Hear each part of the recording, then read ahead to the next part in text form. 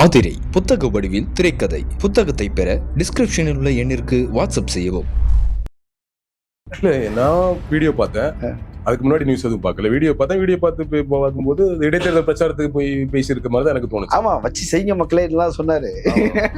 வெளுத்து விடுங்க இடைத்தேர்தல். அதனால நான் அப்படி நினைச்சிட்டேன். அப்போ உண்மையில இரங்கல் கூட்டம் தான். இரங்கல் கூட்டம் தான். அங்க ஒரு இரங்கலையும் பார்க்கல நானு. ஆமா, கருப்பு சட்டை போட்டிருந்தாருல. ரொம்ப சோகமா இருந்த கேப்ல தான் போயிட்டு ஜனநாயகன் ஆடியோ லான்ச்சுக்கு டான்ஸ்ல ஆடிட்டு வந்துதான் மாமா. ரொம்ப ரொம்ப ரொம்ப சோகமா இருந்திருக்காரு அப்படிங்கிறது. கோட் சூட் எல்லாம் போட்டு ஆமா ரொம்ப சோகமா டான்ஸ் ஆடினாரு. பெரம்பலூர்ல வந்து என்ன பண்ணாங்க தெரியுமா? நிகழ்ச்சியை வந்து ரத்து பண்ணாங்க. எவ்வளவு பெரிய பொய் தெரியுங்களா? அது வந்து இரவு ஒரு 12:30 அங்க போறாரு. 10 மணிக்கு மேல நீங்க வந்து பிரச்சாரம் செய்ய முடியாதுங்கிற காரணத்தினால ரத்து செய்யப்பட்டுச்சு. ரொம்ப லேட் ஆயிடுச்சு.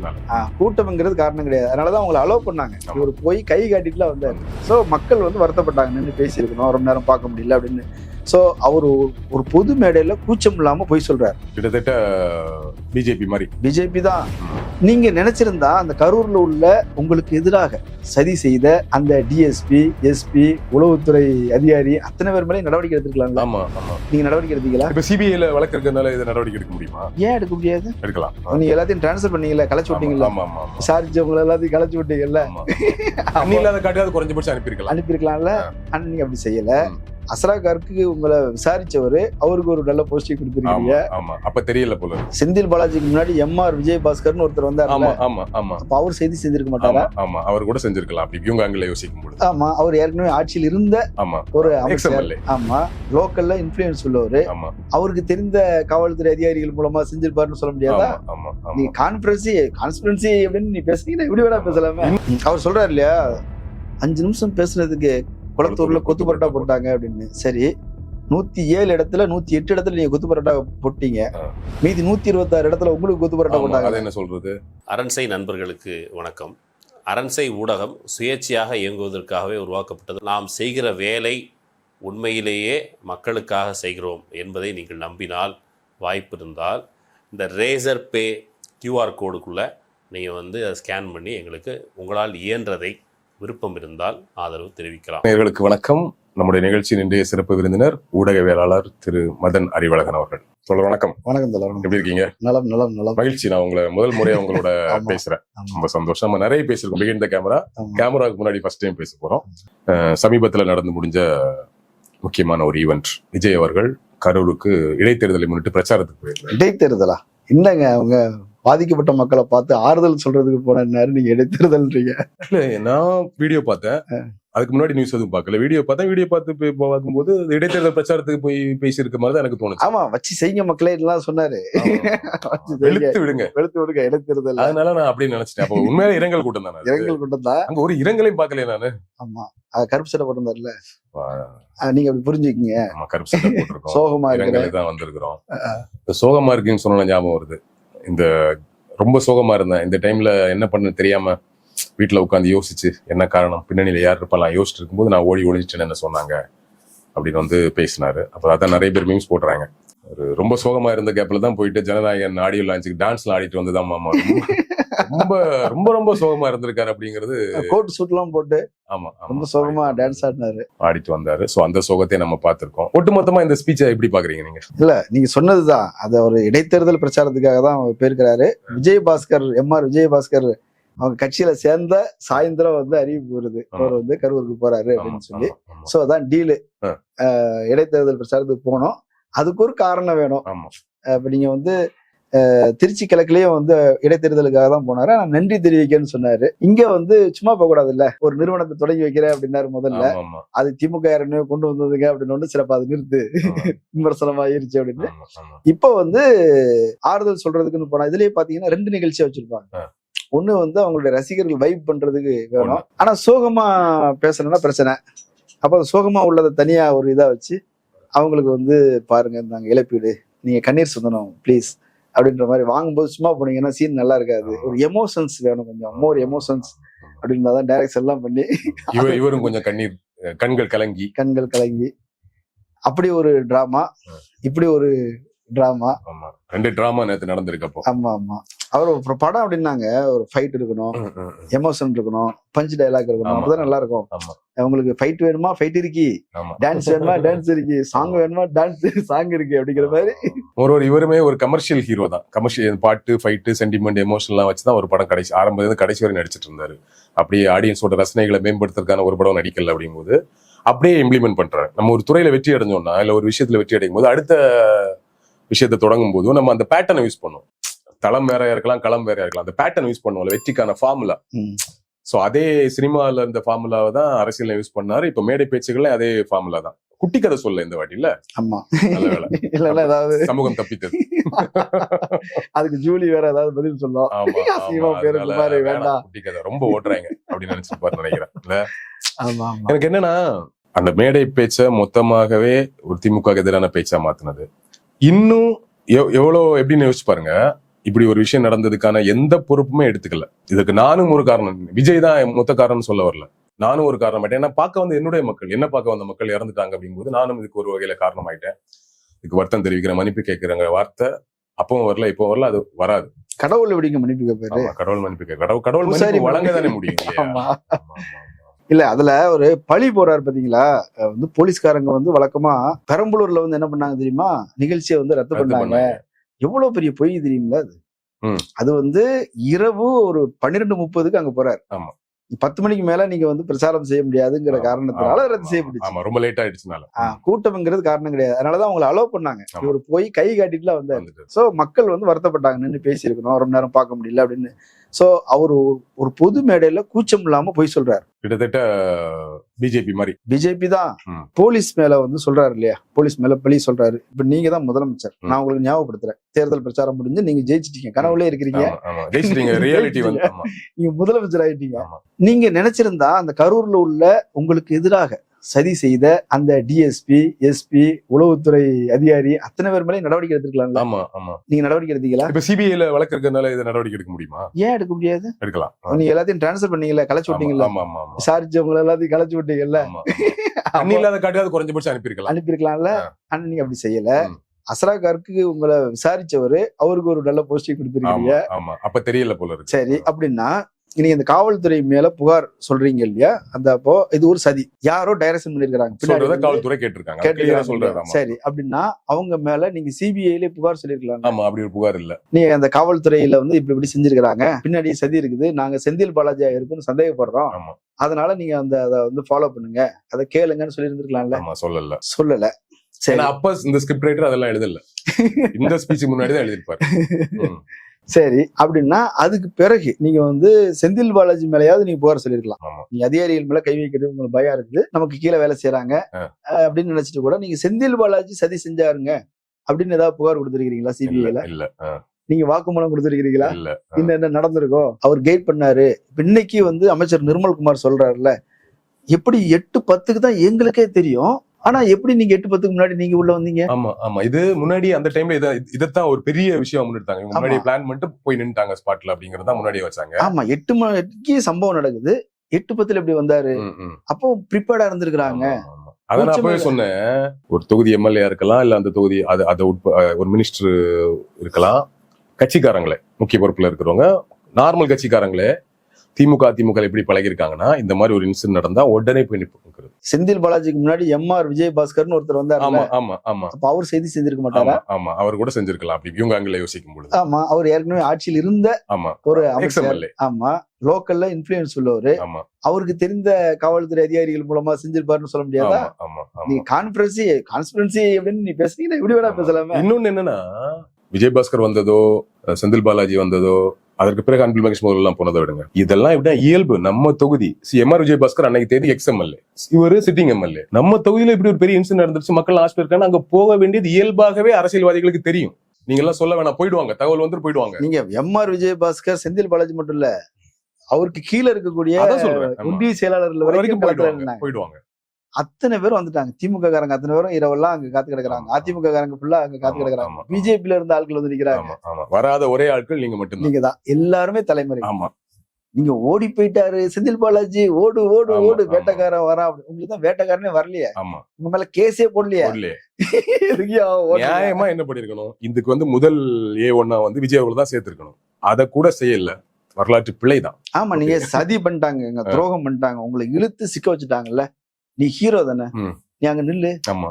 ஏன் மக்கள் மேல நீ கை வைப்பியா? ம்.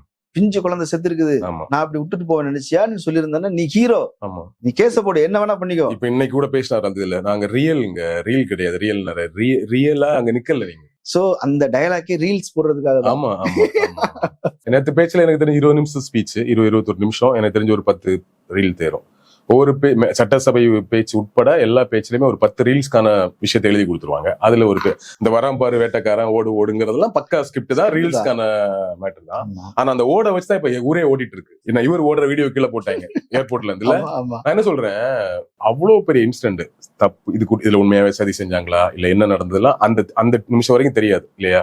என்ன பார்க்க வந்த மக்களுங்க, நாங்க போய் நிக்கலங்கிறதுக்கு இல்ல, இது வந்து இதற்கு பெரிய மனிதாபிமானம் வேணாம். நார்மலாவே என் வீட்டு ஃபங்க்ஷன் நீங்க வந்தீங்க, உங்களுக்கு ஒரு விபத்து நடந்துருச்சுன்னா நான் அவங்க கூட வந்து நிக்கணும் அப்படிங்கிறது பொறுப்பு, கடமை, தார்மீக கடமை இல்லையா. அதற்கு எனக்கு அடிப்படையா கொஞ்சம் மனிதாபிமானம் இருந்தாலே வந்துருவேன். சோ அது எதுவும் இல்லாம இன்னைக்கு அவர் முதலமைச்சர், ஆனா அன்னைக்கு தேதிக்கு அவர் யாரும் கிடையாது. ஒரு அரசியல் கட்சி தொடங்கிட்டு வந்தவர். அன்னைக்கு தேதிக்கு சொல்லணும், அன்னைக்கு தேதி பத்தி சொல்லலாம், அவர் உண்மையாகவே குறைந்தபட்ச மனிதாபிமானம் இல்லாம அங்கிருந்து ஓடியவர் தான் அவர். சோ ஓடுன்னு செந்தில் பாலாஜி ரொம்ப கெட்ட சொன்னார். யார் தனி விமானம் படிச்சு பிடிச்சி ஓடினாங்க எல்லாருக்கும் தெரியுங்கிறதுதான். ஆனா அதை வந்து இன்னைக்கு பேசி அடுத்த கட்டமா எடுத்துட்டு போறாரு பாருங்க. நினைவு சின்னம் வைக்க போறேன். நினைவு சின்னம் என்ன? நினைவு சின்னம் முதுக வைக்கணும். அதான் இப்போ ட்ரெண்ட் ஆயிட்டு இருக்கு, அவர் ஓடிய முதுக தான் நினைவு சின்னத்துல வைக்கணும். இது எப்படின்னா, நினைவு சின்னம் எப்படி ஆகும், வருஷம் அங்க போவார். அப்ப இவர் கரூர்ல போயிட்டு அந்த இன்சிடென்ட் எல்லாரையும் வணங்கிட்டு அஞ்சலி செலுத்திட்டு வருவார். அப்ப திமுக சதியா 41 மக்களை கொன்னுட்டாங்க அப்படிங்கிறதுக்கு ஒரு வரலாற்று சின்ன மாதிரி ஒன்னு பிளான் பண்ணிருக்காங்க. இதை கூட ஒரு ஸ்கிரிப்ட் ரைட்டரோ இல்ல உள்ள ஒரு டீம் 11 பேர் குழுவை யோசிச்சு இப்படி ஒரு ஐடியாவா சொல்லியிருக்காங்க. அப்போ குறைந்தபட்சம் பொறுப்பு கூட இல்லாம நடந்துகிட்ட ஒரு இன்சிடென்ட்டுக்கு பொறுப்புடைய ஒரு 40 பேர் இறந்து போனது அரசியலாக்குறது யாரு? இன்னைக்கு மட்டும் அரசியலாக்காம காலகாலத்திற்கு இதை ஒரு அரசியலாக்குன்னு யோசிச்சு பண்றவர் விஜய் அவர்கள். ஆனா திமுக வந்து இது அரசியல் பண்ணுச்சு. ஏன்னா எந்த தலைவரும் இப்படி ஒரு சம்பவத்தை விரும்ப மாட்டாங்கன்னு பேசின மு.க. ஸ்டாலின் அவர்கள் அரசியல் பண்றாரா? ஆமா. அதுல கூட பாருங்க, நீங்க வந்து நீங்க நிக்கல, ஓடி போயிட்ட, களத்துல நின்னு காப்பாத்துனது போலீஸ். ஆமா. இது எல்லாமே நம்ம கண்ணு முன்னாடி இது ஒளிவு மறைவு எல்லாம் கிடையாது. எல்லாரும் லைவ் பார்த்தோம், எல்லாருமே லைவ் பார்த்தோம். ஒரு சேனல்ல 2 சேனல்ல எல்லா சேனல்லயும் மறுபடியும் வெரிஃபை பண்ணிக்கிட்டோம். ஏதாவது தப்பு நடந்திருக்குமா எல்லாம் பார்த்தோம். ஆமா, ஏன்னா அவங்க ஒரு புகார் ஒண்ணு சொன்னாங்க. ஒரு மதியழகன் மாவட்ட செயலாளர் மதியழகனுடைய மனைவி, அவங்க வந்து பெரிய சதி இருக்குது, பிளேடால கழுத்தை அறுத்தாங்க அப்படிலாம் சொன்னாங்க. எங்கிட்ட ஒருத்தர் சொன்னாருங்க, விஷவாய கலந்துட்டாங்களோன்னு. ஆமா, அப்படி சொன்னாங்க. ஸ்ப்ரே பண்ணாங்க அப்படின்னு சொன்னாங்க. ஆம்புலன்ஸ்ல ஏத்திட்டு கழுத்து நெரிச்சு கொண்டாங்க. அவங்க வக்கீல் வச்சு 2வது நாள் 3வது நாள் வந்தாங்க. அந்த பணம்லாம் ஒரிஜினல் கிடையாதுங்க, மார்ச்சூர்ல இருந்த பணத்தை எடுத்து போட்டு பண்ணாங்க அப்படின்னு டிவிக்கு வழக்கறிஞர்கள் வந்து சொன்னாங்க. எல்லா வகையிலயும் மோசடி மோசடி மோசடி அப்படித்தானே இருந்தீங்க. ஏன் நின்று அதை ஃபேஸ் பண்ணி இருந்திருக்கலாம? களத்துல நின்று உதவி செய்தது போலீஸ், களத்துல நின்று உதவி செய்தது திமுக காரனும் அதிமுக காரனும். அவன் தான் ஓடி ஓடி உதவி செஞ்சான். முதல் கட்ட உதவி கூட அவங்க தான் செஞ்சாங்க. விசிக்கு கூட போய் ஒரு 1 லட்சம் ரூபா, ஆளுக்கு 1 லட்சம் ரூபா முதல் கட்ட எல்லாரும் போய் பார்த்தாங்க. இவருக்கு தான் 2300 நாளா இருக்கு அங்க போறதுக்கு தவிர கமல் உட்பட சீமான் உட்பட எல்லாருமே அங்க போய் பார்த்தாங்க. அதுதாங்க, நீங்க அரசியல்வாதிகள் 1000 குறை சொல்லுங்க, இங்க அரசியல் வந்து எப்படின்னா, பாதிக்கப்பட்ட மக்கள் ஒரு பாதிப்பு அடைஞ்சிருச்சுன்னா ஒரு இன்சிடென்டா இருக்கலாம், சின்னதா இருக்கலாம், பெருசா அங்க போய் நிக்க வேண்டியது ஒரு தார்மீக கடமையாக எங்க இருக்கக்கூடிய அரசியல்வாதிகள் நினைக்கிறாங்க. மாற்றம் சொல்லிட்டு வந்த நீங்க ஓடுனீங்க. பெரிய பெரிய லெவல மட்டும் இல்லைங்க, நீங்க சின்ன லெவல ஊருக்குள்ள பாத்தீங்கன்னா கூட திமுக அதிமுக கல்யாண வீடுனாலும் போவான், காது குத்துனாலும் போவான். இளவு வீடுன்னா அதுலயும் இந்த ஏழை எளியவர்கள் இறந்தாங்கன்னு வைங்கள, முழு செலவே அவங்க எடுத்துக்குவாங்க. அவன் ஊழல் பண்ணி சம்பாதிச்சான் இப்படி வேணா இருக்கட்டும், அது வேற டாபிக். ஆமா, அன்னைக்கு அவன் நிர்கதியா நிப்பாங்க, என்ன செய்யறதுன்னு தெரியாம நிப்பான். தம்பி நீ ஒதுங்கிக்க, நான் பாத்துக்கிறேன், எப்ப அந்த ஆம்புலன்ஸுக்கு புக் பண்ணுங்க, இதை புக் பண்ணுங்க, அதை பண்ணுங்க, இதை பண்ணுங்க, எல்லாத்தையும் செலவு பண்ணிட்டு உன்கிட்ட எவ்வளவு இருக்குதோ நீ அதை கொடு, மீதி பாத்துக்கலாம், அப்படி இருப்பாங்க. நீங்க என்னடான்னா அவங்கள அவசரமா புதைச்சிட்டாங்க. உங்களுக்கு ஒரு பேரிடர் எப்படி கையாளணும் அப்படின்றது கூட தெரியலையே. சரி, அப்ப தெரியலங்க, அதுக்கப்புறம் 4 பேர் சொல்லியிருப்பாங்கல்ல, சார் ஒரு பேரிடர் காலத்துல இப்படிதான் அதை செய்யணும், அது ஒரு சென்சிட்டிவ் இஷ்யூ ஆயிரும். மொத்த பேரையும் வந்து பல்வேறு ஊர்களை சேர்ந்தவங்க, அவங்க குடும்பங்கள் இருப்பாங்க, அத்தனை பேரும் ஆஸ்பத்திரியை சுத்தி நின்னாங்க. ஒரு அசம்பாவிதம் போதும், ஒரு பெரிய கலவரத்தை உருவாக்கிறோம். அப்போ எமர்ஜென்சியா என்ன செய்யணுமோ அது செய்யறாங்க. டாக்டர்கள் எப்படி 40 பேர் வந்தாங்க? கரூர் ஒரு சிறு நகரம் தானே. அது சொல்றாங்கல்ல, பக்கத்துல சேலத்துல மருத்துவர்கள் மாநாடு நடந்தது. அத பாதியில நிறுத்திட்டு எல்லாரையும் வர வச்சு வேலை செய்ய வச்சு நாங்க எல்லாத்தையும் அப்படிதாங்க எங்க அரசு இயந்திரம் செயல்படும். அப்படித்தான் உங்களுக்கு இதெல்லாம் தெரியாது. நீங்க தான் வீட்டுல போய் தூங்குற ஆட்களாச்சு. அதனால என்ன வழக்கமா இது மாதிரி நம்ம வீட்டுல வந்து தூங்கிட்டோம், அதுக்குள்ள இப்படி இவ்வளவு டாக்டர் போனாங்க, அதுக்குள்ள இப்படி ஒரு உடனே போனாரு அப்படிங்கிறது இவங்களுக்கு இயல்பா வேற சந்தோஷம். அவங்க போய் கூட சொல்ல நாம தான் ஓடி போயிட்டோமே. நம்ம ஓடி போன ஆட்கள் இப்படி எல்லாரும் ஓடதானே சரி, இவங்க மட்டும் எப்படி ஸ்பாட்ல 10 நிமிஷத்துல போனாங்க? மழை சந்தேகம் வருது. ஆமா, மலர் வளையெல்லாம் வைக்கிறதுக்கு போயிருக்காங்க. எப்படி அதுக்கு பாசிபிள் இல்லையே அப்படின்னு உங்களுக்கு சந்தேகம் வருது. இயல்புல இவங்க இல்ல, இயல்பே இங்க அதுதான். செந்தில் பாலாஜி வந்து நிஜமாகவே அந்த இன்சிடென்ட் திமுக இதுல இருந்தாலும் போய் நின்று இருப்பாரு, முதல்ல அதிமுக நடந்திருந்தாலும் போய் நின்று இருப்பாரு, யாரா இருந்தாலும் போய் நிற்பாங்க, எம்எல்ஏ போய் நிற்பாங்க. இதுதாங்க இயல்பு. நீங்க வேணா பாருங்க, எனக்கு என்ன இது வந்து நடந்து முடிந்த நிகழ்வு, அதுல வருத்தப்படுறோம், வேதனைப்படுறோம். இதற்கு பிறகு இந்த 5 வருஷம் ஆட்சியில ஒரு புயல் வரலாம், ஒரு பேரழிவு வரலாம், இங்க சென்னையில வெள்ளம் வரலாம், ஒரு பேரழிவு வரலாம், என்ன வேணா நடக்கலாம் இல்லையா? அப்போ இவங்க என்ன பண்ண போறாங்கன்னு தான் எனக்கு இப்பவே பதட்டமா. நீ அப்படி சொல்றீங்கல்ல, இது வரைக்கும் 60-70 கொலைகள் நடந்திருக்கு. எத்தனை பேர் வீட்டுக்கு போனாங்க துக்கம்? சரி, ஆணவ கொலைகள் நடந்திருக்குல்ல, அது பேசவே மாட்டோம், இதுக்கு போக மாட்டோம், அதெல்லாம் வந்து பேச மாட்டோம். ஏன்னா நாங்க ஜாதியை ஒழிச்சிட்டோம். பேசினாதான் சில பேர் பேசுவாங்க, ஜாதி எல்லாம் இல்லங்க, நீங்க தாங்க பேசி வளர்த்து விடுறாங்க மாதிரி. நாங்க ஆணவ கொலை பத்தி பேசினாலே சாதி வளருது, நாங்க பேசவே மாட்டோங்கிற மூட்ல இருக்கிறோம். அந்த மூடு அங்க போய் வந்து பாக்கல, எதுக்குமே பதில் சொல்ல. இப்ப ஆக்சுவலா வந்து இந்த நேரத்துல நம்ம விவாதிக்க வேண்டியது என்ன? இப்ப இந்த கரூர் விஷயத்த நம்ம பேசிட்டு இருக்கணுமா? ஆமா, அவசியம் இருக்குதா? இதே பேசிட்டே இருக்கணும். எவ்வளவு நாள் தான் பேசுறது? இந்த 5 வருஷம் பேசுவாங்க, அது ஒரு விஷயம். ஆமா, ஓடு ஓடு ஓடுன்னு பாட்டு பாடிட்டு இருக்கீங்க. அங்க கர்நாடகாவில இருந்து தண்ணி திறந்து விட சொல்லி தமிழ்நாட்டிலிருந்து பிரேயரே இல்லைன்றாங்க. அமைச்சர் சொல்றாருங்க. இவர் வந்து நேத்து என்ன பேசினாரு, உச்சநீதிமன்றத்துல நாங்க எப்படி செய்வோமோ அந்த வகையில நாங்க அதை இல்ல, நீயா பாத்துடலாமான்னு சவுடால் அடிச்சுன்னா சண்டையாயிருமா, பகையாயிருமா. அதனால நாங்க சட்டப்படி நாங்க கேட்டுவாங்க. அதுல ஒரு பொய் ஒண்ணு சொல்றாரு, அந்த மேகதாது வழக்குல நீங்க வந்து நீங்க வாதாடல அப்படின்னு நான் சொல்லலாமே அப்படின்றாரு. ஆக்சுவலா அந்த வழக்கு அவங்க டீலிமிட்டேஷனுக்கு எப்படி முன்னாடியே வந்தாங்களோ அது போல கொஞ்சம் முன்னாடியே போயிட்டாங்க. ப்ரீ மெச்சூர்டு ஸ்டேஜ் அப்படின்னு சொல்லி அது ஆனதுக்கு பிறகு வாங்க, அதுக்கு ஒரு சாங்ஷன் ஏதாவது நடந்திருக்குது, பூமி பூஜை போட்டாங்க அப்படின்னா கேளுங்க. எதுவுமே இல்ல, அவங்க அறிவிப்பு தான் செஞ்சிருக்கிறாங்க. அதுக்குள்ள நீங்க இப்படி வரீங்க, சரி ஓகே, அப்ப நாங்க வரும்போது வரோம். ஆனா அப்படி ஒரு இஷ்யூ இருக்குதுன்னு சொல்லிட்டு வராங்க. இதானே இதுல இப்போ அதுதான். ஆமா, இப்போ அதுதான். ஆனா என்ன இந்த முறை அவங்க ஸ்ட்ராங்கா பேசிட்டாங்க. போன முறை இப்படி பேசல, இந்த முறை கெட்டியே தீர்வோம், விஜய் எல்லாம் ஒரு பாலிட்டிஷியன் இல்ல அப்படிங்கிற மாதிரி அவர் பேசிட்டாரு. இப்போ நீங்க சொல்ற மாதிரி அப்படி ஒரு பிரேயரே வரலையே, நீங்க கெட்டக்கூடாதுன்னு எந்த தகவல் வந்து தண்ணி திறந்து விடணுங்க. 12ஆம் தேதி தண்ணி திறந்து விடணும். தண்ணி திறந்து விட சொல்லி கோரிக்கை வரல. ஆமா, கோரிக்கை வரல. ஆனா விவசாயிகளோட நிப்பன் பேசுற, இப்படி விவசாயிகளோட தண்ணி இல்லாம நிப்ப கூட நின்று போட்டோ எடுப்பாரா? இல்ல யாரோ ஒரு மினிஸ்டர் அதெல்லாம் பேசலங்க, எங்க தலைவர் நிவாரணம் கொடுத்துருவான்னு சொன்னாப்ல. அவங்க என்ன அதுதான் நிவாரணம். இதுல வந்து பேசுறாருங்க, குருவி சாகுபடிக்கு நாங்க விவசாயிகளுக்கு நாங்க கொடுத்துட்டோம், விவசாயிகள் பக்கத்துல நிப்போம். எதுக்கு நீ எதுக்குன்னு கேக்குற? நீ அவன் பக்கத்துல நின்று செல்ஃபி எடுக்கலாம், போட்டோ எடுக்கலாம். தண்ணி இருந்தா தானே விவசாயம் பண்ண முடியும். தண்ணி தான் வரலையே, நீ கேட்கவே இல்லையே. இப்ப நாங்க அதை பத்தி பேசுறதா அல்லது இதை பத்தி பேசுறதா? ஒரு விவசாயி செத்து போயிருக்கிறாருங்க. விஜய் நேத்து வந்து பேசுறாரு, முந்தின நாள் செத்து போயிருக்கிறாரு. எங்களுக்கு உரிய இழப்பீடு தரல, ஏமாத்திட்டாங்க, தண்ணி வரல அப்படின்னு சொல்லி செத்து போயிருக்கிறாரு. சொல்லிட்டு தானே செத்து இருக்கிறாரு. அதை பத்தி ஏதாவது பேசிருக்கணும் நம்ம. சரி, இப்ப இந்த விவசாயிகளோ இந்த கரூர்ல பாதிக்கப்பட்ட குடும்பம், இறந்து போனவங்களோட குடும்பம் இருக்குல்ல, இந்த குடும்பமோ நம்ம என்ன நினைக்கிறோம், நம்ம ஊர்ல ஒருத்தர் வந்து நம்ம குடும்பத்தை இப்படி ஒரு சம்பவம் நடந்திருந்தா நம்ம எப்படி ரியாக்ட் பண்ணுவோம்னு நமக்கு தோணும் இல்ல? நம்ம திரும்ப அங்க போய் நின்றுட்டு போன வாட்டி வரும்போது சம்பவம் நடந்துச்சு, இந்த வாட்டி ரொம்ப பத்திரமா அவர் அனுப்பிச்சு வைப்போம்னு பேச மாட்டோம். எங்க பரவாயில்ல, நம்ம குழந்தை தானே, அவருக்காக தானே, அப்படி எல்லாம் பேச மாட்டோம்னு சொல்றோம்ல. ஆனா இப்படியான எதிர்வினைகளை பாக்குறோம். சோ இது அதற்காக பாதிக்கப்பட்ட எல்லாருமே அந்த எதிர்வினையில இருக்காங்க, அதே மாதிரிதான் அணுகிறாங்கன்னு சொல்லிட்டு வரல. உண்மையா வருத்தமாக இருக்கிறவங்க, உண்மையாக விஜய் மேல கடும் கோவத்தில் இருக்கிறவங்க எல்லாம் இருப்பாங்க. அவர் சொல்றாரு இல்லையா, 5 நிமிஷம் பேசுனதுக்கு குளத்தூர்ல கொத்து பரோட்டா போட்டாங்க அப்படின்னு. சரி, 107 இடத்துல 108 இடத்துல நீங்க கொத்து பரோட்டா போட்டீங்க, மீதி 126 இடத்துல உங்களுக்கு கொத்து பரோட்டா போட்டாங்க. அதை என்ன சொல்றது? கொத்து பரோட்டானா பெரும் கொத்து பரோட்டா.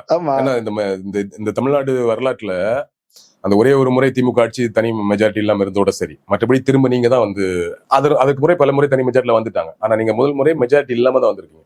அப்ப கொத்து புரோட்டா போடப்பட்டது நிஜத்தில் உங்களுக்கு. அதனாலதான் குதிரை பேரம், கழுத பேரம், ஒட்டக பேரம் எல்லாம் நடக்குது. ஆமா. அதனால மக்கள் என் பக்கம், மக்கள் உங்க பக்கம் இல்ல அப்படிங்கறத நம்ம அவருக்கு சொல்லணும். 65% உங்க பக்கம் இல்ல, 34% உங்க பக்கம் இருக்காங்க.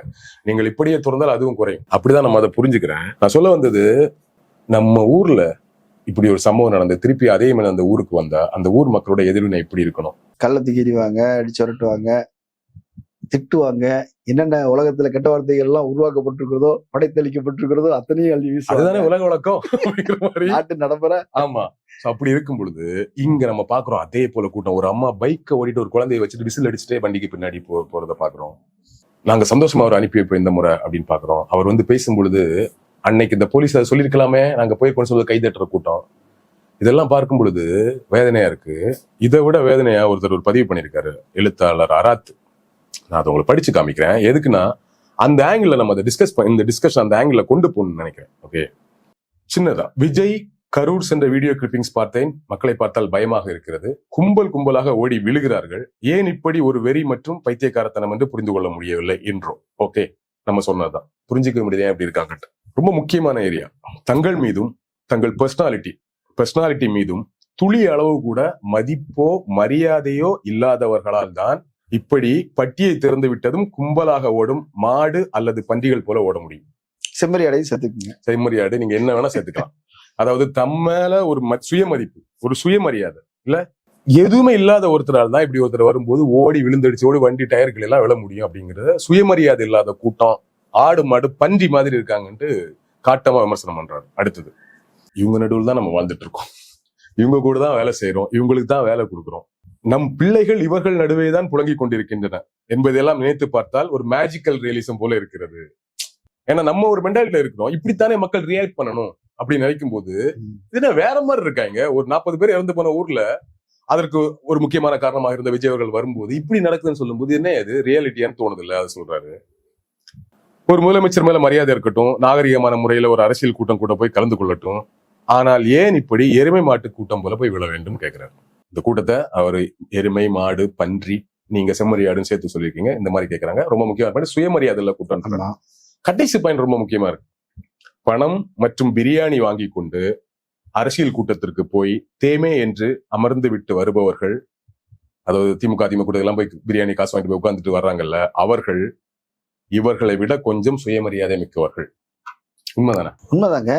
நீங்க திமுக காரனை கூப்பிட்டு இந்த மாதிரி 1000 ரூபாய் தரேன், கோட்டர் தரேன், கோழி பிரியாணி தரேன், ஏடிஎம்கே மீட்டிங்க்கு வான்னா போயிருவானா? பெரும்பாலும் போக மாட்டாங்க, ரொம்ப எக்ஸப்ஷனலா போக மாட்டாங்க. அதே மாதிரி நீ ஏடிஎம்கே காரனை கூப்பிட்டு பாருங்க, அதேதான் வர மாட்டான். அவன் திட்டுவான், என்ன கருணாநிதி கூட்டத்துக்கு என்ன கூப்பிடுறியா அப்படின்னு திட்டுவான். திட்டி இருக்கிறாங்க, நான் பாத்துருக்கேன். அப்படி காசு கொடுத்தா எல்லாம் போக மாட்டான். அவங்களுக்கு என்னன்னா ஒரு நாள் வேலையை விட்டுட்டு வரேன்பா, எனக்கு அதுல வந்து ஒரு பட்டாக்குறை, ஆபீஸ் சாப்பாடு வேணும், ஆமா ஒரு சாப்பாடு கொடு, ஒரு காசு கொடு, அவ்வளவுதான். இவ்வளவு சிம்பிள் டீலிங்க.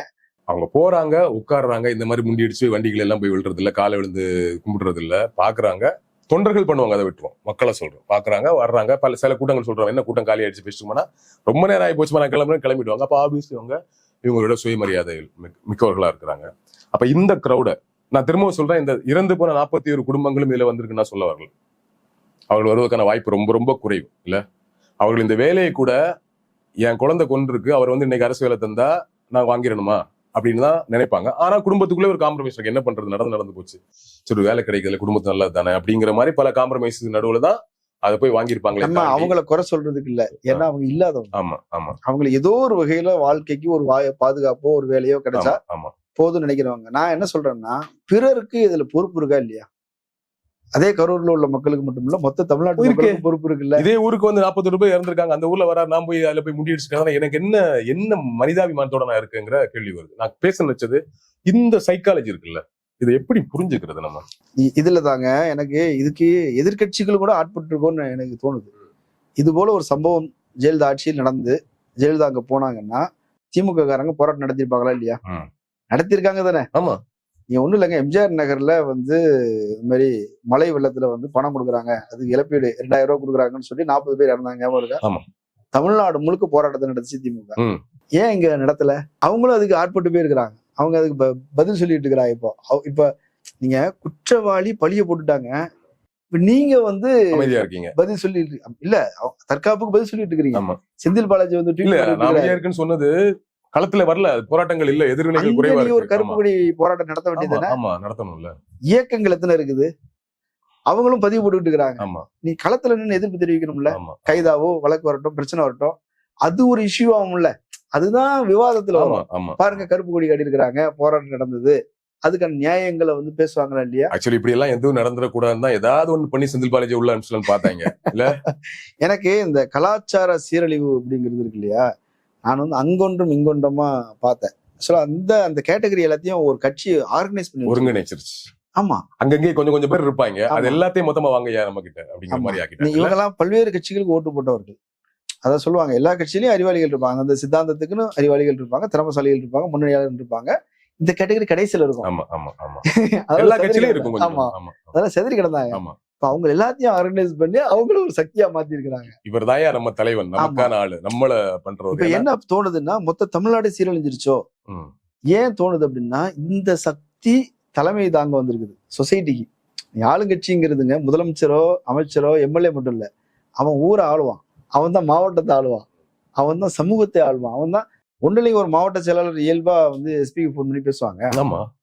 நம்ம பாத்துருக்கிறோம்ல, போன் பண்ணி சார் இந்த மாதிரி என்ன சார் லாரி விடுங்க சார் அப்படிமா, நம்ம லாரி சார் விடுங்க அப்படிமா விடணும் நீங்க. இவர்கள் ஆள்றாங்க. இப்போ இது எவ்வளவு பெரிய ஆபத்து. விஜய்க்கு ஒண்ணும் தெரியலங்கிறது மட்டும் இல்ல, இந்த மொத்த கூட்டமே ஆட்டு வந்த மாதிரி பின்னாடி போயிட்டு இருக்கிற அந்த கூட்டம் சமூகத்தை வழி நடத்த போகுது. அப்படித்தானே ஏதோ ஒரு விஜய் போட்டோ முன்னாடி ரீல்ஸ் போட்டு பச்சை குத்துன ஒரு அம்மா வந்து இன்னைக்கு மினிஸ்டரா இருக்காங்க ஏதோ சொல்றாங்க. ஆமா. சோ ஒரு கிரௌடு வெறுமனே திரை கவர்ச்சியை மட்டும் பார்த்து போய் யார் வந்தெல்லாம் பாத்திருக்கேன். நீங்க விஜய் சொல்லுங்க, நார்மலா ஒரு ஃபங்க்ஷனுக்கு ஒரு திரைப்பிரபலத்தோட பெரிய பிரபலம் கிடையாது, திரைப்பிரபலத்தோட ஃபங்க்ஷன் போகும்போது சின்ன சின்ன பாடகர்கள் சின்ன சின்ன ஆர்டிஸ்ட் வராங்க, 10 பேர் 20 பேர் ஓடுறாங்க போட்டோ எடுக்கிறது. அவங்க பதறாங்க, எனக்கு என்ன இதுக்கே எப்படி ஓடுறாங்கன்னா, அப்ப விஜய் வரும்போது இவங்களோட மென்டாலிட்டி இருக்குல்ல.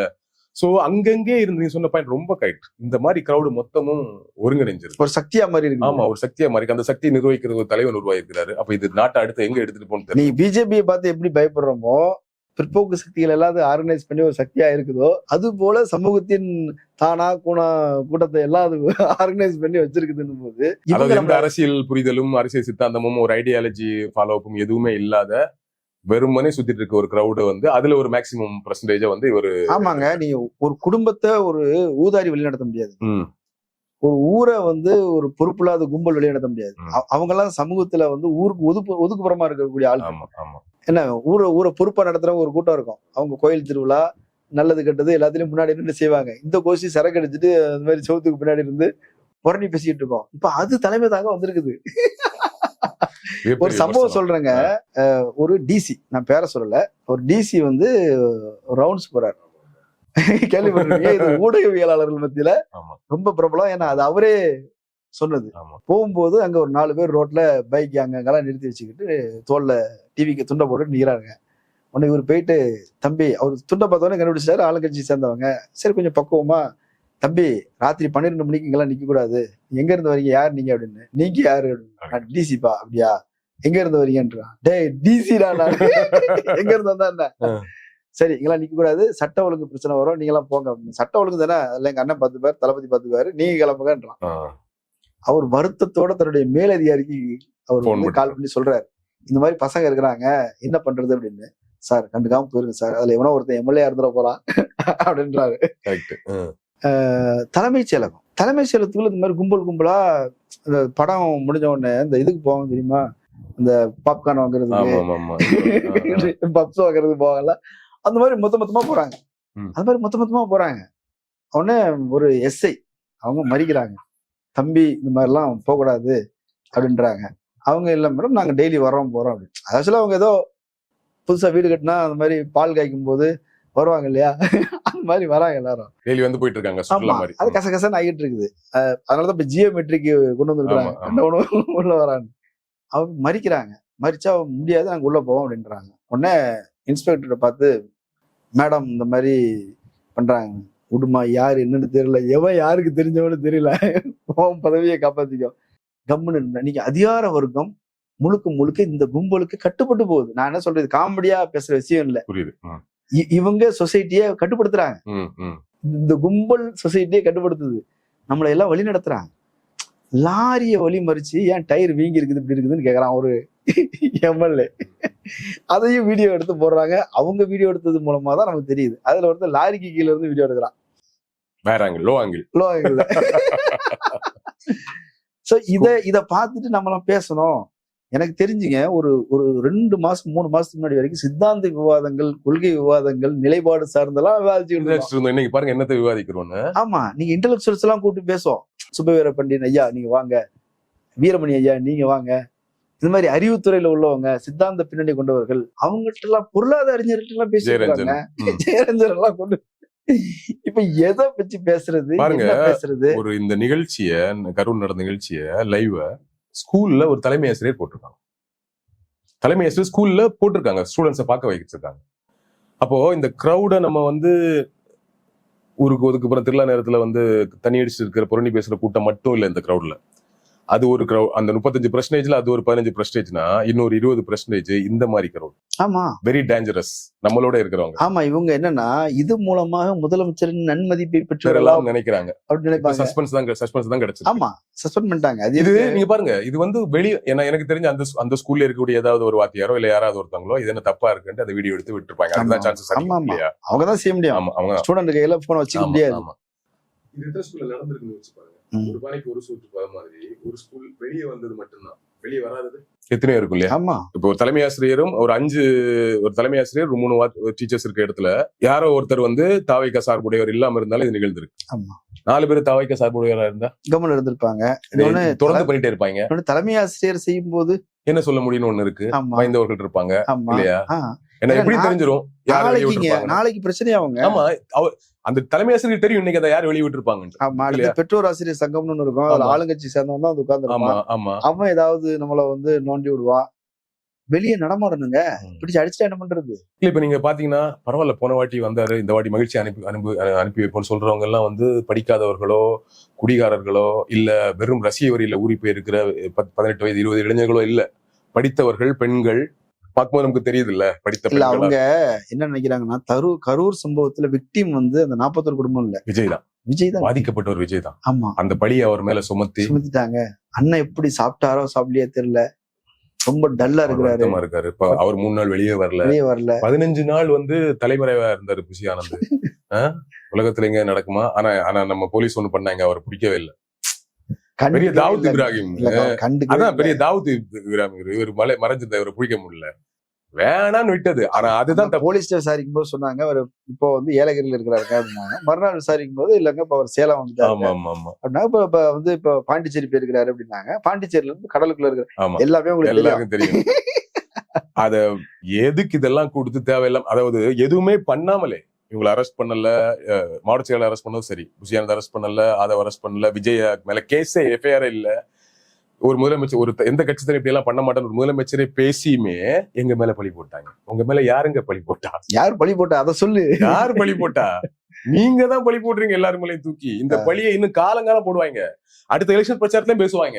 ஆமா, இல்ல அவங்களுக்கு அதுல ஒரு தாழ்வு மனப்பான்மை இருக்குது. நீங்க 7000 போலீஸ கொண்டு வந்து நீங்க இறக்கிருக்கிறீங்க, திருச்சியில இருந்து காவலுக்கு நிறுத்தி வச்சிருக்கீங்க. 7000 போலீஸ் எவ்வளவு பேருக்கு? 5000 பேருக்கு. நீங்க உலகத்துல இது மாதிரி எங்கேயாவது நடந்திருக்குதா? அப்ப எப்படிப்பட்ட கூட்டத்தை நீங்க சேர்த்து வச்சிருக்கீங்க? இல்ல அது மட்டும் இல்லைங்க, விஜய்க்கே பயம் இருக்குதுன்னு நான் நினைக்கிறேன். ஏன்னா குற்றம் உள்ள நெஞ்சு குறுகுறுக்கும் இல்லையா?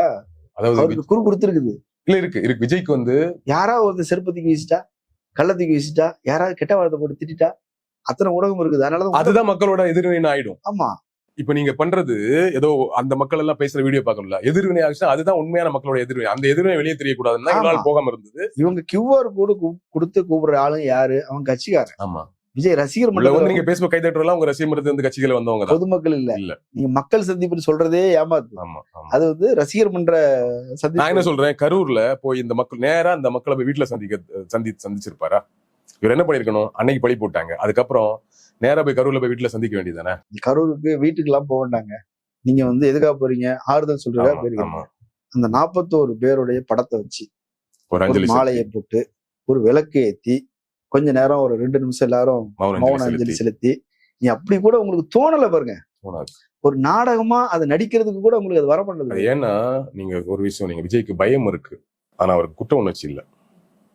குற்ற உணர்ச்சியோ சம்பிரதாய சடங்கும் எதுவும் அவருக்கு இல்ல. அவருக்கு வந்து இப்படி ஒரு தப்பு நடந்து போச்சு, ஏதாவது எதிர்வினை வந்துருமோங்கிற பயமும் அதுல இருந்து தப்பிக்கிறதா இருக்கும், பழி போடுறதா இருக்கு. தாண்டி இயல்பாகவே இப்படி ஒரு தவறு நடந்துருச்சுன்னு நான் கண்ணாடியில என்ன பார்க்கும்போது இப்படி ஒரு தப்புக்கு ஆளாகிட்டோமே அப்படின்னு ஒரு குற்ற உணர்ச்சியோட இருந்தாருன்னா ப்ராப்ளம் இல்ல.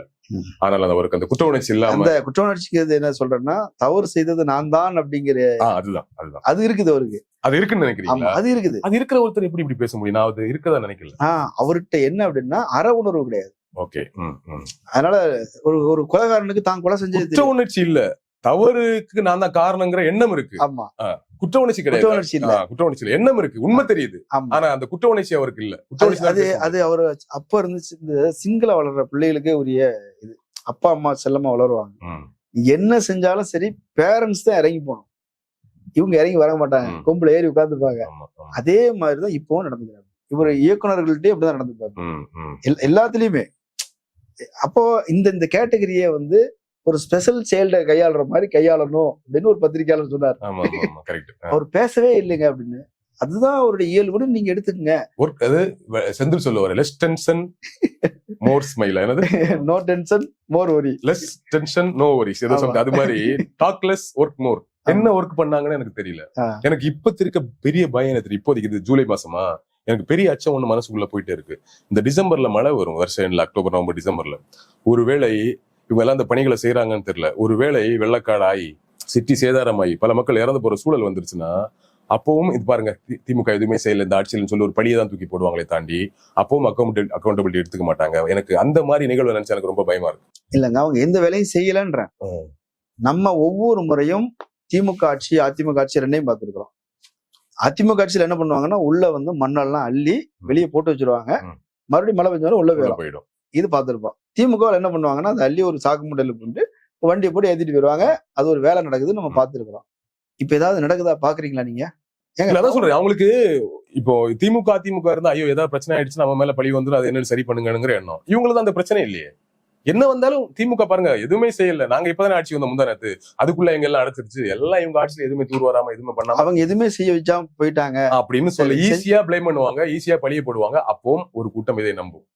அந்த கூட்டம் வந்து 5% இருந்திருந்தா பிரச்சனை இல்லை. அந்த கூட்டம் ஒரு 35% இருக்கும்போது உண்மையாவே அச்சத்துக்குரிய ஆகுது. அதுவும் சென்னை மாதிரி நகரத்துல ஏன் அச்சத்துக்குரியதுன்னு ஒரு காரணம் இருக்குது.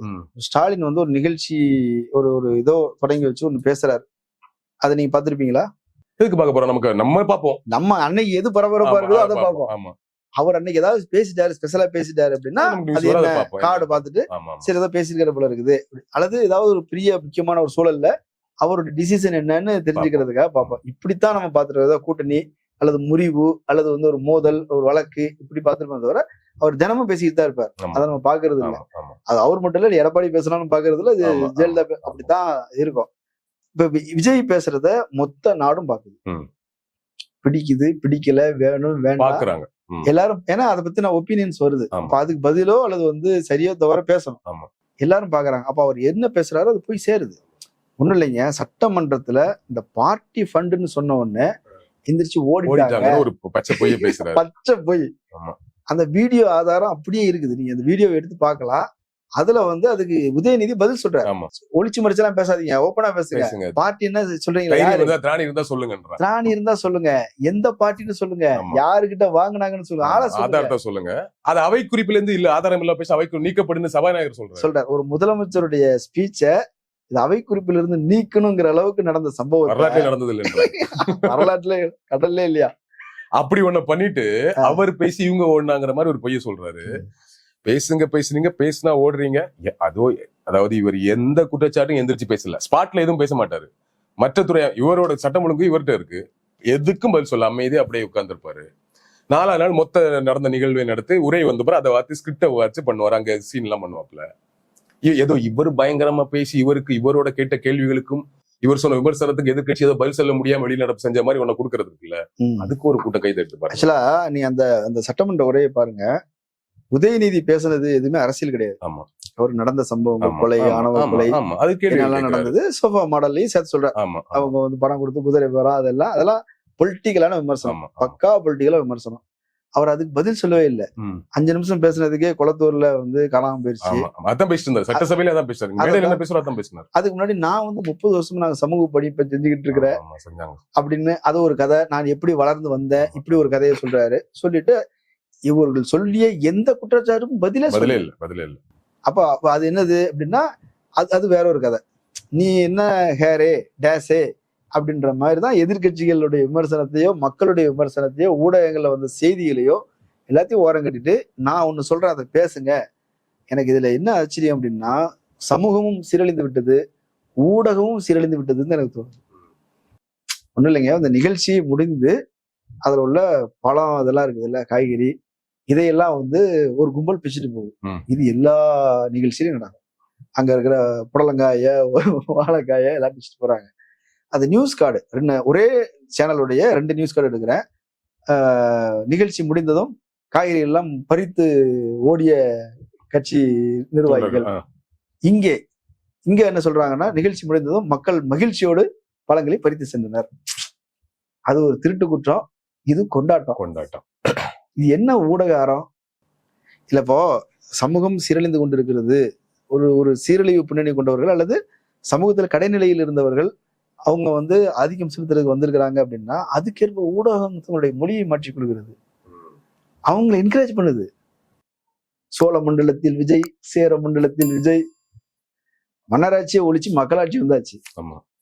இப்ப நீங்க சேர மன்னர் இருந்தா நீங்க ஆதரிச்சிருப்பீங்களா? அதுக்கு எதிராக போராட்ட காலத்துல நின்றுருப்பீங்க. நான் ஒரு பாண்டிய நாட்டுல நின்றுருப்பேன், நீங்க வந்து நாஞ்சில் நாட்டுல நின்றுருப்பீங்க. அப்படிதான் நம்ம ஊடக அறங்கிறது மன்னராட்சிக்கு எதிராக ஜனநாயகத்துக்காக இருந்திருக்கும். நீங்க சேர நாடு, சோழ நாடு, நீ எந்த காலத்துல இருக்கிறீங்க? ஊழலை ஒழிச்சிருக்கோன்னு பேசுறாரு, காசு வாங்கல அப்படின்றப்பல. ஊழலை ஒழிச்சிருக்கோம்னா ஓட்டுக்கு காசு கொடுத்தாரு, ஓட்டுக்கு காசு பக்கத்து தொகுதியில கொடுத்தாங்க, ஜெயிச்சிட்டாங்க, நம்ம கொடுக்காதனால ஜெயிக்க முடியல அப்படின்ட்டு ஒரு தாவக வேட்பாளர் பேசின வீடியோ வந்துட்டு காசு வாங்கலன்றாங்க. ஏகப்பட்ட குற்றச்சாட்டு வந்துட்டு இருக்கு, வக்கீல் அது வழக்கறிஞர் நியமனத்துல வந்து.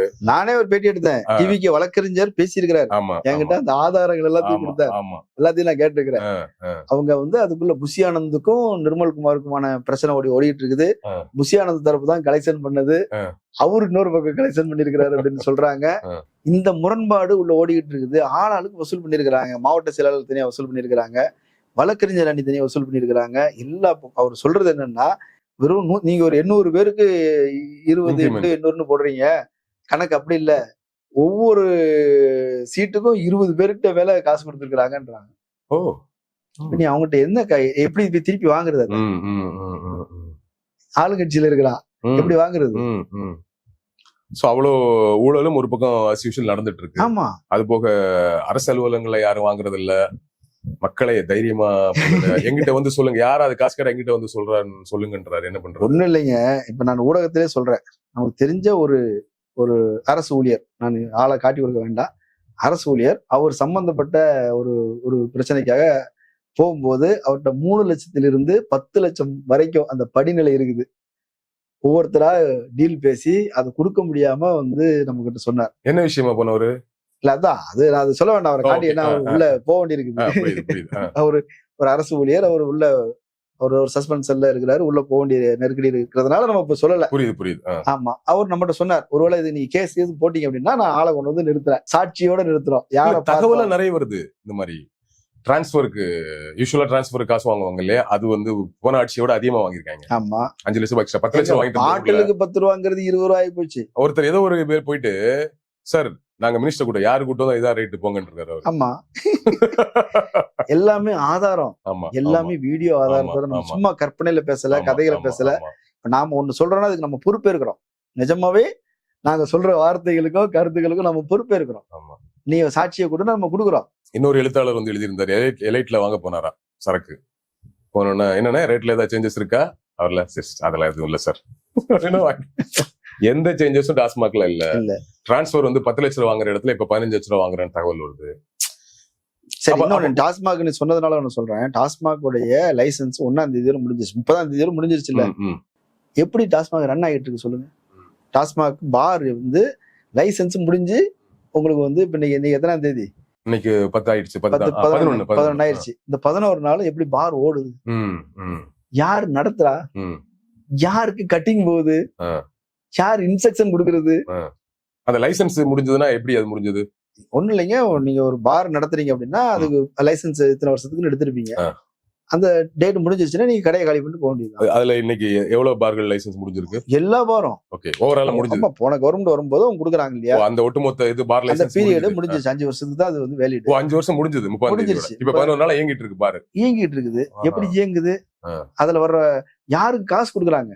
பார்ட் டெண்டர் இன்னும் எதுவும் போடல, புதிய பார்ட் டெண்டர் நடக்கல. சட்டவிரோதமாக பார்கள் இயங்கிக் நடந்துட்டு கொண்டிருக்கிறது. லைசன்ஸ் முடிஞ்சது, ப்ராப்பரா டெண்டர் வச்சு புதுசா பார் ஆமா, அப்ப அரசுக்கு அவங்களுக்கு அப்படியே கன்டினியூ பண்ண விட்டு இருக்கீங்க. ஆமா, நீ அரசுக்கு கொடுக்கக்கூடிய அந்த போக வேண்டிய காசு யாருக்கு போயிருக்கு? யார் சாப்பிடுறா? பல சந்தேகங்கள் வருது. ஆமா, நீ இந்த சிஸ்டத்துக்குள்ள நீ எங்க போனாலுங்க நான் விசாரித்த வகையில் எங்கேயும் லஞ்சமும் ஒழியல, ஊழலும் ஒழியல. இவங்க வந்து இந்த பார்ட்டி ஃபண்டுன்றாங்க. நம்ம பார்ட்டி ஃபண்டுங்கிறத கட்சி நிதினு கேள்விப்பட்டுக்கிறோம். அந்த எலெக்ஷனுக்கு முன்னாடி டிவிகேல வேட்பாளர்கள வந்து தேர்வு செய்யறதுல பல கோடிகள் வந்து கட்சி நிதியாக வாங்கிட்டு தான் கொடுத்தாங்கன்னு யார் சொன்னது? அவங்களே சொன்னாங்க. அதுக்கு பேர் லஞ்சம் தான், அதுக்கு பேர் ஊழல் தான் நீங்க மொழிபெயர்க்கலாம். ஆனா அவங்க பார்ட்டி ஃபண்டுன்றாங்க. இப்ப நீங்க இங்கிலீஷ் மீடியத்துல படிச்சு வந்ததுனால பார்ட்டி ஃபண்டுன்றீங்க, அவங்க கட்சி நிதி. கட்சி சொல்லும்போது தப்பா தெரியல, நிதியை நீங்க ஃபண்ட் பார்ட்டி ஃபண்ட் சொல்லும்போது ஏதோ ஊழல் மாதிரி தெரியும், ஸ்பெஷல் மாதிரி தெரியும். ஸ்பெஷல் மாதிரி தெரியும். ஏங்க, பார்ட்டி ஃபண்டுங்கிறது சட்டப்பூர்வமாவே அங்கீகரிக்கப்படுவாங்க. நீங்க தேர்தல் நிதி வரைக்கும் கொடுக்கலாம். ஆமா, கொடுத்துதான் இருக்காங்க. அதுதான் காசா கொடுத்த பிரச்சனைன்னு சொல்லிட்டு எலக்டோரியல் பாண்ட் எல்லாம் கொண்டு வந்தாங்க. ஆமா, அதனால ஊழலும் ஒண்ணு இல்லை. ஆனா ஒரு கவுண்டர் ஒண்ணு நல்ல கவுண்டர் சொன்னீங்க நம்ம டிஸ்கஷன் ஆரம்பிக்கும் முன்னாடி. ஊழல் கேட்கறவங்கள, ஊழல் செய்யறவங்களை எங்கிட்ட காட்டி கொடுங்க அப்படின்னு சொல்லு. அதான் சொன்னாரு பாருங்க, லஞ்சம் கேட்டா கொடுக்க முடியாதுன்னு சொன்ன உடனே அப்படியே சரின்னு நான் சொல்றேன். அவர் வந்து இந்த ஆட்சி உருவான காலத்துல இருந்து டெய்லி போயிட்டு இருக்கிறாரு. தம்பி கண்டிப்பா செஞ்சிருவோம், நிச்சயமா தம்பி உனக்கு செஞ்சு கொடுக்காருங்க, தம்பி டீ கொடுங்க. ஆமா, தம்பிக்கு டீ கொடுங்க. ஒன்னு இன்னொருத்தர் உட்கார வச்சு பேசுறாங்களா? ஆமா, உட்கார வச்சு பேசுறாங்க, மரியாதை கொடுக்குறாங்க, எல்லாம் நடக்குது. வேலை மட்டும் நடக்கலங்க. அவர் கையெழுத்து போடணும், அந்த கிறுக்கெல்லாம் ஒண்ணு போடுவாங்க இல்லையா, அதை போட்டு கொடுக்காம இந்த 60 நாள் அலைஞ்சுக்கிட்டே இருக்கிறாரு. அவர் லஞ்சம் கேட்கல, கேட்க மாட்டோம்ல, முதலமைச்சர் கேட்கவே மாட்டோம். ஆனா கையெழுத்து போடணும், நான் தான் கையெழுத்து போடணும். இதான் பிரச்சனை. அப்ப நீங்க கையெழுத்து போடணும்னா அதுக்கு என்ன செய்யணும், அதுக்குரிய ப்ரொசீஜர் இருக்குது இல்ல தம்பி அப்படின்றாரு.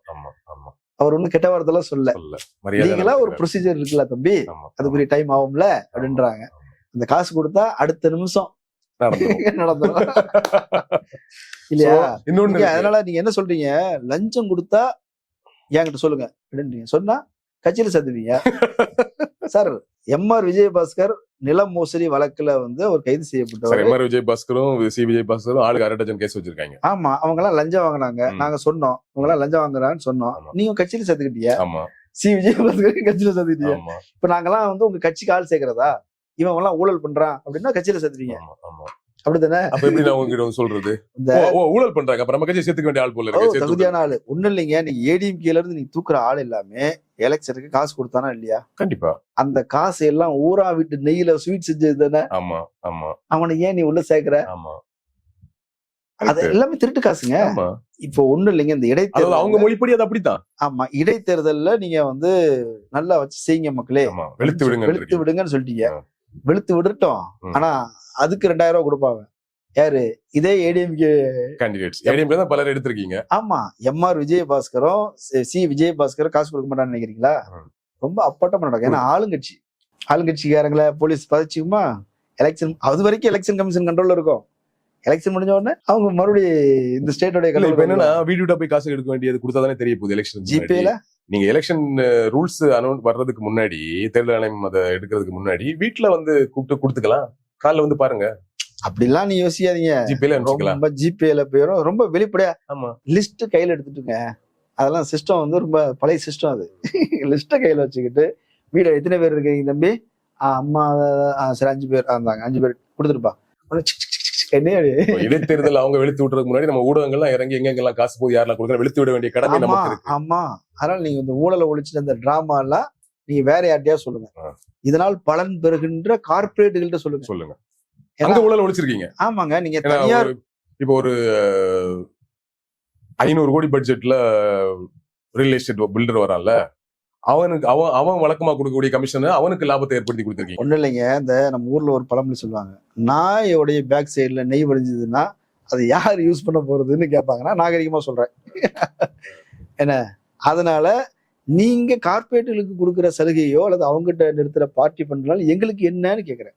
நீங்க தனியார் பள்ளிகள்ல நீங்க 1000 பள்ளிகளுக்கு வந்து நாங்க வந்து பார்ட்டி பண்ணி வாங்காம கொடுத்துட்டீங்க. சரிதான், எங்களுக்கு என்ன யூஸ்? நான் என் பிள்ளைய வந்து படிக்க வைக்கிறேன், குறையுமா? ஸ்கூல் ஃபீஸ் குறையுமா? ஆமா. எனக்கு அதுல ஒரு பிரயோஜனம். அதேதான் இப்ப ரியல் எஸ்டேட் கட்டுறவங்க 500 கோடி 1000 கோடி ப்ராஜெக்ட் பெரிய பெரிய பில்டிங் கட்டி வீடு விற்கிறவங்க எனக்கு ஸ்கொயர் ஃபீட்ல ரேட்டு குறையுமா? எனக்கு 1 கோடி ரூபாய் பிளாட் கேட்கறாங்க, எனக்கு 50 லட்சம் ரூபாய் கிடைக்குமா? கிடைக்காது. இல்லையே, பல்லாயிரம் கோடி பல 100 கோடி சம்பாதிக்கிறவங்களுக்கு இன்னும் பல லட்சங்களை வந்து நீங்க லாபம் சம்பாதிச்சு கொடுக்குறீங்க. ஆமா, நீங்கள் ஒழித்த ஊழல் என்பது பணக்காரர்களுக்கு லாபம் சம்பாதிக்கிற ஊழல் மட்டும்தான். ஆமா, மற்றபடி பாவப்பட்டவங்க ஆபீஸ் போறவங்க கொடுத்துதான் இருக்கிறாங்க. கொடுக்கலாம் வேலை நடக்க மாட்டேங்குன்னு சொல்லிட்டீங்க.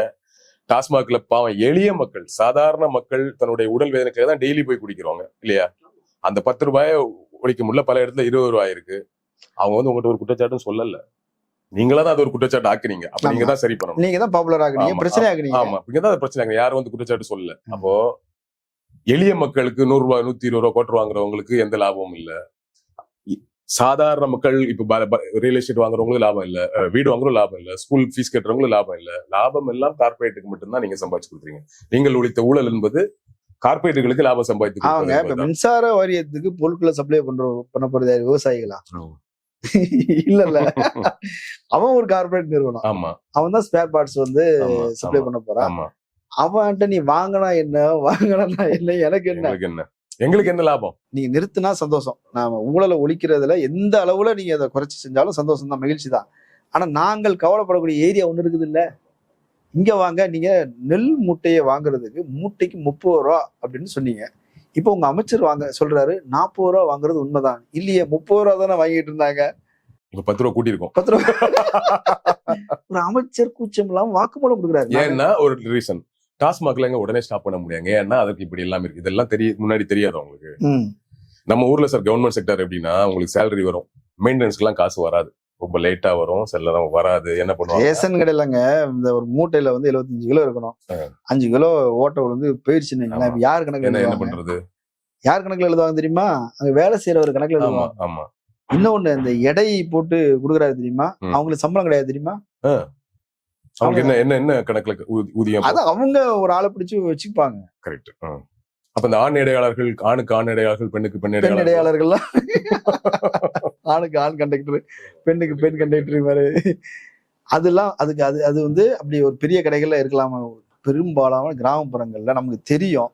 சாதாரணமா நம்மளோட புழங்கின ஆளு யாராவது ஒருத்தரை வந்து கூப்பிட்டு வச்சு இடம் போட வச்சு. ரேஷன் கடை சொல்றீங்க, ஸ்கூல்ல டீச்சர்ஸ் கம்மி, ஸ்டூடெண்ட்ஸ் அதிகமா இருக்காங்க. 2 டீச்சர் 3 டீச்சர் இருக்கும்போது அவங்க அந்த ஊர்ல இருக்கக்கூடிய ஒரு படித்தவங்களை படிச்ச பசங்க 3000 ரூபாய் 4000 ரூபாய் இவங்க வந்து கை காசு போட்டு கொடுத்துட்டு இருக்காங்க. இதுக்கு வந்து கவர்மெண்ட் காசு கொடுக்குது அப்படின்னா ஸ்கூலை பொறுத்தவரை அவங்க லஞ்சம் வாங்குறதுக்கான ஸ்கோப் எதுவும் அங்க இல்ல. அரசு பள்ளியில என்ன வாங்க முடியும்? இப்போ ஒரு அலுவலகத்துல நம்மள மாதிரி வர்றவங்க ஒரு போலீஸ் ஸ்டேஷன்ல காசு வாங்க முடியும்னால அவங்க அதை வாங்குறது. அதுக்காக ஊழல் நியாயப்படுத்தல, பெரிய கேஸ்ல பெருசா வாங்கிடுறாங்க, அது வேற விஷயம். மற்றபடி சின்ன அந்த ப்ராப்ளத்தை நீங்க சால்வ் பண்ணிட்டு பேசணும். ஆமா ஆமா ஆமா. நீங்க 25% வந்து சேலரியை வந்து டாஸ்மாக் ஊழியர்களுக்கு ஏத்திட்டாங்க. அவன் 10,000 ரூபாய் வாங்கின சம்பளத்துல இருந்து 2,500 ரூபாய் 2,500 ரூபாயில கூட ஒரு 2,700 ரூபாய் கூடி இருக்கும். அதுல வந்து உங்களுக்கு ஒரு விஷயம் தெரியுமா?